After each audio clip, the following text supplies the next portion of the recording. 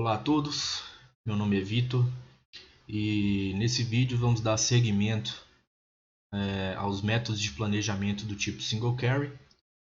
Vamos falar aqui especificamente do método RRT e do SBL, começando aqui pelo RRT e depois passando pelo SBL. São métodos semelhantes e tem algumas particularidades entre eles e eu vou falar um pouco sobre elas. Bom, começando pelo RRT, é um algoritmo assim como o EST das últimas aulas, um algoritmo que realiza um planejamento de caminhos em árvore, ou seja, a árvore parte de um determinado ponto e vai crescendo até encontrar a configuração desejada. E ele foi desenvolvido aí em duas versões, né? A sua primeira versão em 1998 e a sua segunda versão em 2000.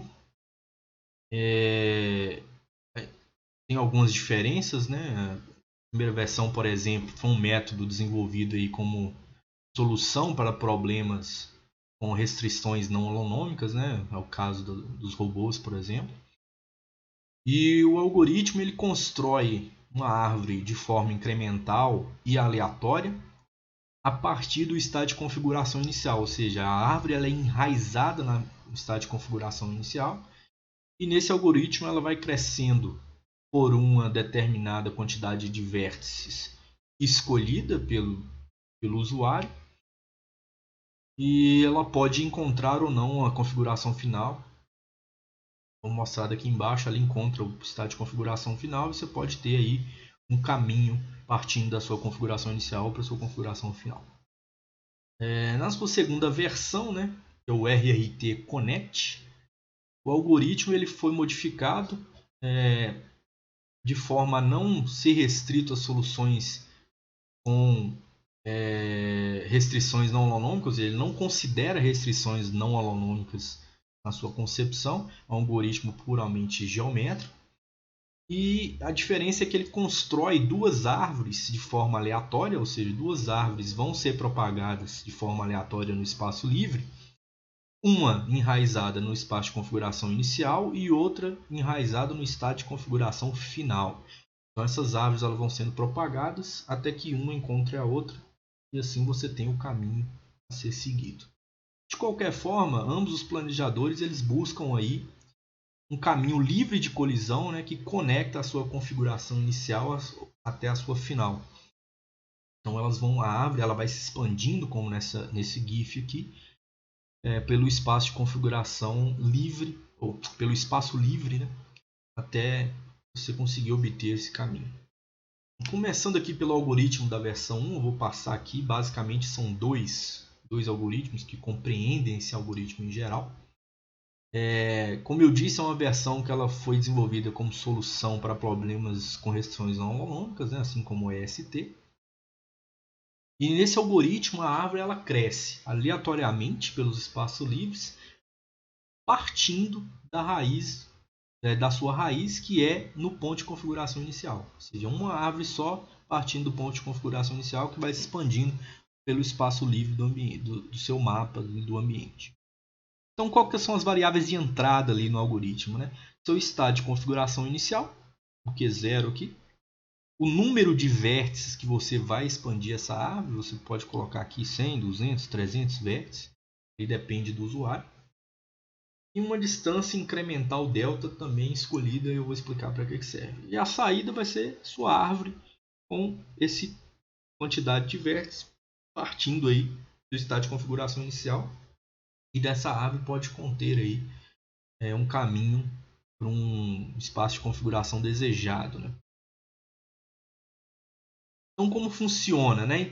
Inicialmente, o algoritmo ele inicializa um vetor de vértices e outro de arestas. No vetor de vértices, ele inclui o estado inicial e na de arestas ele inicializa com 0 porque não tem nenhuma ligação ainda, né? Nenhum outro vértice na sua árvore. E a iteração ela começa, né, com a escolha aleatória de uma configuração dentro do espaço livre. Você escolhe uma determinada configuração no espaço livre de forma aleatória, né?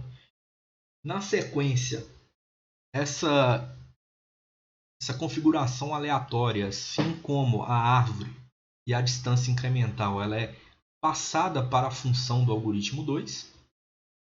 Né? Então esses são os valores de entrada. E esse algoritmo 2 ele vai retornar uma nova configuração a ser inserida na árvore, ou nulo, né? Ou falha, caso houver, ele não encontrar essa configuração. Né? Então ele encontra isso e na primeira etapa, a partir desse espaço de configuração aleatório, esse algoritmo ele busca o vizinho mais próximo desse espaço de configuração aleatório que é pertencente à sua árvore atual, que é esse k-near aqui. Né?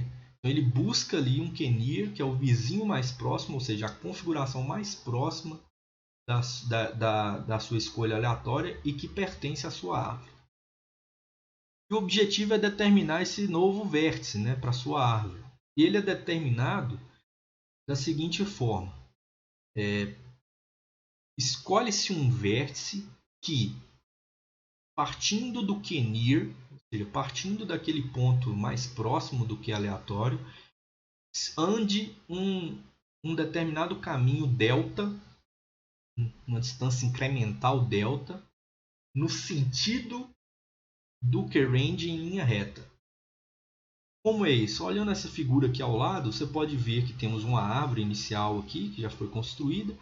Em um determinado momento da iteração, escolheu-se esse ponto como sendo um ponto aleatório aí no espaço livre. Dentro da árvore, que eram esses outros pontos, encontrou esse ponto amarelo como sendo o ponto mais próximo dessa configuração aleatória. E o novo vértice será uma configuração incrementada de uma distância delta na direção linear de k-near para o espaço de configuração aleatória, do k-near para o k-range. Então a gente anda um delta nessa direção e encontra aqui a nova configuração da sua árvore. Certo? Então esse é um método realizado para encontrar novos vértices para sua árvore dentro do espaço livre. Continuando, se essa nova configuração for livre de colisão, ou seja, ele está realmente no espaço livre, ela é adicionada ao vetor de vértice e uma aresta entre o k-near e ela é adicionada no vetor de arestas. E assim você retorna esse valor e prossegue e continua o procedimento. Se não, você retorna nulo, essa configuração não é adicionada e segue para o próximo passo. Qual seria o próximo passo? Volta novamente a procurar uma configuração aleatória no espaço livre e segue esse procedimento N vezes, né? Ou seja, que é o número de vértices que você determinou para sua árvore. Segue esse procedimento N vezes e ao terminar o procedimento, o algoritmo ele retorna toda a árvore construída, todos os vetores diversos, essa árvore T, né, que é composta pelo vetor de vértice e pelo vetor de arestas. E aí você pode determinar o caminho para uma configuração desejada encontrada nessa árvore. Perfeito? Esse é o algoritmo da versão 1. Vou mostrar aqui um exemplo, nesse GIF aqui, em que a gente rodou aproximadamente 500 nós, um pouco mais que 500 nós. Encontramos aqui um caminho com base na árvore gerada. A gente pode ver aqui, partindo desse ponto vermelho, o objetivo é o amarelo. Os pontos verdes que ele vai escolhendo no mapa são as configurações aleatórias. E esses pontos vermelhos circulados de azul são os novos vértices aí encontrados para a sua árvore, que é seguindo na direção da configuração aleatória. O ponto com base na incrementação delta que eu falei é o ponto de espaço livre que tem nesse procedimento. Então como que é feito? Escolhe o ponto aleatório, anda em linha reta por um incremental delta na direção desse ponto aleatório. Se a configuração for livre de obstáculo, você adiciona lá na sua árvore. Se não, você escolhe novamente um ponto aleatório. Então o crescimento da árvore é completamente aleatório dentro do espaço livre. Você vê que não tem nenhum critério aí que aproxima no sentido do ponto que você deseja, né? Ele vai cobrindo todo o espaço livre aí, de acordo com a quantidade de nós que você colocar. Então, dependendo da situação, pode demorar muito, né? Para você encontrar. Às vezes você tem que cobrir praticamente todo o espaço livre com vértices da sua árvore para você encontrar o seu ponto de destino, né? E por esse motivo criou-se a versão 2 do algoritmo, que ela foi desenvolvida para ser puramente geométrica, ou seja, não inclui aí as restrições não holonômicas, difere então do método EST também nesse sentido. E o método ele utiliza duas árvores, como eu disse, uma expandindo da raiz na configuração inicial e outra cobrindo a partir da configuração final. Elas vão crescendo, se expandindo, ocupando aí todo o espaço livre do ambiente até que elas se encontrem, né? Então eles vão realizando essa expansão das duas árvores até elas se encontrarem uma com a outra. E nesse ponto de encontro é então traçado um caminho de uma configuração inicial para uma configuração final. Também temos dois algoritmos, né? Além, na verdade são três, porque a gente também utiliza aqui a função extend da primeira versão, mas tem algumas particularidades nessa aqui. Primeiramente é o caso das árvores crescerem em ambos os estados de configuração, inicial e final. Então a gente passa aqui como entrada desse algoritmo duas árvores, né? Uma árvore que representa o espaço de configuração inicial e outro espaço de configuração final. Da mesma forma, a gente tem um número de tentativas permitidas para unir essas duas árvores. Você limita o seu algoritmo, né, para ele não fique rodando infinitamente, caso ele não encontre. E tem uma saída, vai ser verdadeiro se as duas RT, incluindo aqui o caminho, e falso se for o contrário, ou seja, não encontrou com esse número de tentativas, ele não consegue ligar as duas árvores. Bem, como que funciona esse algoritmo, né?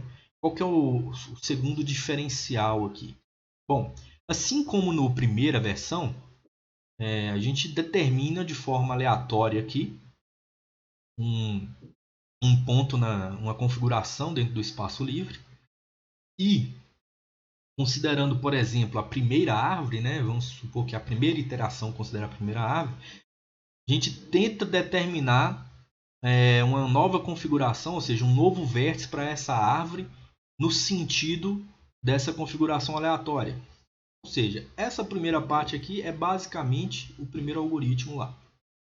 Se, aí que tem o diferencial, se encontrou esse ponto na sua primeira árvore, ou seja, vamos supor que a árvore de configuração inicial, ou seja, se o resultado do extend RT é diferente de nil, ele retornou esse ponto aqui, então a gente chama essa função chamada connectRT e passa para ela a segunda árvore, a árvore que é enraizada na configuração inicial, e esse ponto encontrado aqui no extended RT usando a primeira árvore. Então, esse connectRT faz o quê? Ele calcula diversos valores, diversos vértices, diversas novas configurações para a segunda árvore, nesse caso, até ele alcançar o kRange, ou nesse caso não é o kRange, né? Mas seguindo o exemplo anterior seria o kRange, ele vai andando no sentido da variável de configuração nova incluída na RRT da outra árvore, da árvore enraizada na configuração inicial. Então, a gente vai se movimentar no sentido daquele nó da primeira árvore. E ele só vai parar quando encontrar esse nó, ou seja, quando as árvores são ligadas ou quando encontrar um obstáculo. Então, como que funciona esse algoritmo? Entra com um RRT, que é a árvore 2 nesse caso. O kRange, nesse caso, vai ser o knil1 lá. que é um vértice encontrado para a primeira árvore. Então a gente quer ir no sentido dessa árvore. E a saída aqui vai ser verdadeira se tiver ocorrente ligado a T, ou falso caso contrário. Então vamos analisar o algoritmo. O que ele vai fazer? Ele vai repetir o passo do extend_rt, passando como entrada a nossa árvore e o que nesse caso aqui é o QRange, e vai encontrar novos vetores, novos vértices para a nossa árvore T2 no sentido do que foi passado, que no caso aqui é um vértice da árvore T1, né? Então ele vai incrementando um vetor na árvore T2 no sentido em linha reta do sentido da árvore T1, né?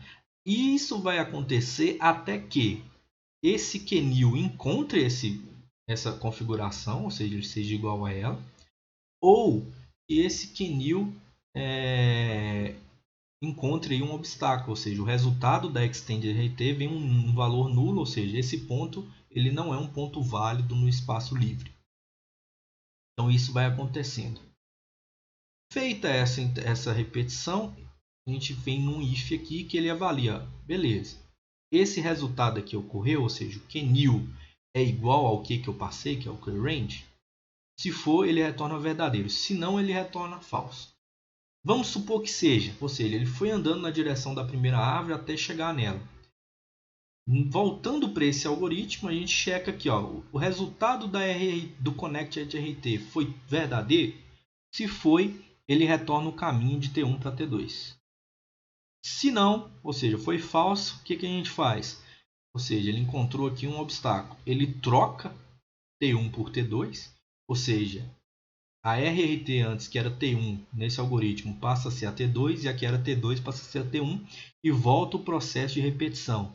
Agora a gente vai encontrar uma outra variável, uma outra configuração aleatória no espaço livre, e aí quem vai crescer na direção dessa configuração aleatória vai ser a T2, ou seja, o extend_RRT aqui vai passar a outra árvore, e assim a gente vai encontrar um vértice para essa outra árvore. E aí quem vai tentar encontrar agora a árvore T2 vai ser a T1 pelo método do connect. Então isso é feito repetidamente até que uma árvore encontre a outra. E isso acelera o processo, ou seja, você tem um custo computacional menor. Outra coisa que pode fazer, e aí depende do seu método de definição do algoritmo, a gente pode trocar esse connect, incluir esse connect@rt aqui também na primeira instância, ou seja, em vez de fazer só o extend na direção da configuração aleatória, você pode seguir com a árvore até lá, até o final dessa configuração aleatória, se você quiser. Depende do usuário. Um exemplo mais prático de entender vai ser aqui. Você tem aqui as duas árvores, uma no ponto de configuração inicial e outra no ponto de configuração destino. As duas árvores crescidas, e a gente encontra aqui, a partir de uma configuração aleatória, o que seria o nosso QNIL dessa árvore, passa esse valor para lá, e essa árvore vai crescendo no sentido dele em linha reta, com incrementos de delta, até encontrar. E aí forma aqui o caminho desejado. No lado direito a gente tem aqui o crescimento das duas árvores, né? A árvore em vermelho seria da árvore destino, e a árvore em azul a ponte partida. Você vê que eles vão crescendo até se encontrarem, né? E essa é a versão 2 do algoritmo. Outro algoritmo interessante é o planejador SBL, né? Ele utiliza aí do Lazy Evaluation, né? Para fazer também essa conexão entre árvores, ou seja, ele também parte do princípio de duas árvores, uma enraizada na configuração final e outra na configuração inicial. E esse planejador SBL ele pode ser considerado aí um planejador EST bidirecional, ou seja, seria a versão 2 do EST com duas árvores, né? Então ele vai construir duas árvores da configuração inicial, ele vai seguir aí o mesmo critério de evolução do EST, só que a diferença grande aqui, e que dá um ganho computacional muito bom, é que ele não executa a cada iteração o teste se esse novo vértice da árvore ele é livre de colisão ou não. O teste ele é feito ao fim de todo o procedimento, ou seja, depois que você conseguiu conectar as duas árvores do SBL, é que você testa se os vértices são livres de colisão, né? E para isso ele utiliza essa estratégia do Lazy Evaluation, que vai diminuir essa secagem por colisões e apresenta uma performance aí melhor do que o ST em questão computacional. A gente pode ver aqui, né, que, como eu disse, no caso da ST, a escolha da expansão também é diferente, ele expande de acordo com a densidade da vizinhança, isso também tem um custo operacional grande. E no caso do SBL não, ele pega um grid do espaço qualquer e escolhe uma célula aleatoriamente aí, que esteja vazia, né, e faz aí uma amostragem a partir dela. E como mostra essa imagem aqui, como funciona, né? As duas árvores, eles vão crescendo até encontrar. Depois é que ele faz a checagem.